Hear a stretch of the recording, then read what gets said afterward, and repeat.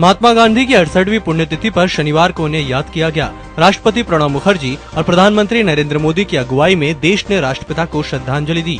राष्ट्रपति, उपराष्ट्रपति हामिद अंसारी और मोदी ने राजघाट स्थित बापू की समाधि पर उन्हें पुष्पांजलि अर्पित की। राहुल ने रोहित वेमुला सुसाइड केस में न्याय की मांग कर रहे छात्रों को संबोधित करते हुए कहा कि देश में युवाओं की आवाज को दबाने की कोशिश हो रही है।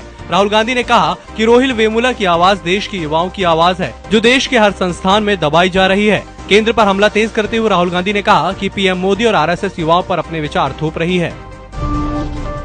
कोलकाता की एक स्थानीय अदालत ने कामदुनी गैंगरेप और हत्या मामले में शनिवार को 6 दोषियों को सजा सुनाई। इनमें से 3 को फांसी जबकि अन्य 3 को उम्रकैद की सजा दी गई है।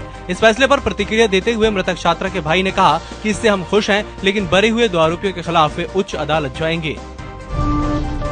पाकिस्तान के प्रधानमंत्री नवाज शरीफ ने कहा कि पठानकोट एयरबेस पर हुए हमले से दोनों देशों के बीच वार्ता प्रक्रिया पर असर पड़ा है। उन्होंने कहा कि सब कुछ सही चल रहा था, पर इस हमले ने दोहराया कि पाकिस्तान अपनी सरजमी का इस्तेमाल किसी भी दूसरे देश के खिलाफ नहीं होने देगा।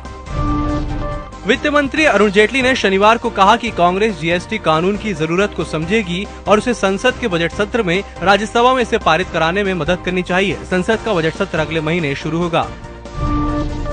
महाराष्ट्र के शनि शिंगणापुर मंदिर में महिलाओं के साथ भेदभाव के मुद्दे पर केंद्र और राज्य की बीजेपी सरकार बटी हुई नजर आ रही है। प्रदेश के मुख्यमंत्री देवेंद्र फडणवीस ने जहां एक ओर भेदभाव पर आपत्ति जताते हुए कहा कि सरकार इसे सहन नहीं करेगी, वहीं केंद्र की महिला और बाल विकास मंत्री मेनका गांधी ने कहा कि इस मुद्दे पर फैसले लेने का काम समाज के जिम्मे छोड़ देना चाहिए। एनडीए सरकार की उपलब्धियों को रेखांकित करते हुए विदेश मंत्री सुषमा स्वराज ने कहा कि प्रधानमंत्री नरेंद्र मोदी के पदभार संभालने के बाद वैश्विक स्तर पर योग को मान्यता मिली और विभिन्न देशों के बीच भारत की स्थिति में सुधार हुआ है। मेरठ जिले के एक गांव में 20 साल की एक युवती के साथ उसके गांव के ही 3 युवकों ने कथित रूप से सामूहिक दुष्कर्म किया। पुलिस पीड़ित युवती के परिजनों की शिकायत के आधार पर आरोपी युवकों के खिलाफ मामला दर्ज कर उनकी गिरफ्तारी में जुट गई है।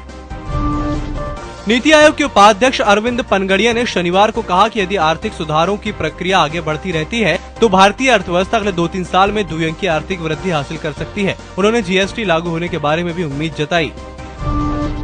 इन्फोसिस ने दिसंबर तिमाही में मिले मुनाफे के बाद 2100 कर्मचारियों को प्रमोशन दिया है। मौजूदा वित्त वर्ष की तीसरी तिमाही में कंपनी मार्केट के अनुमानों को झूठा साबित करते हुए बड़ी कंपनी टीसीएस से आगे निकल गई है।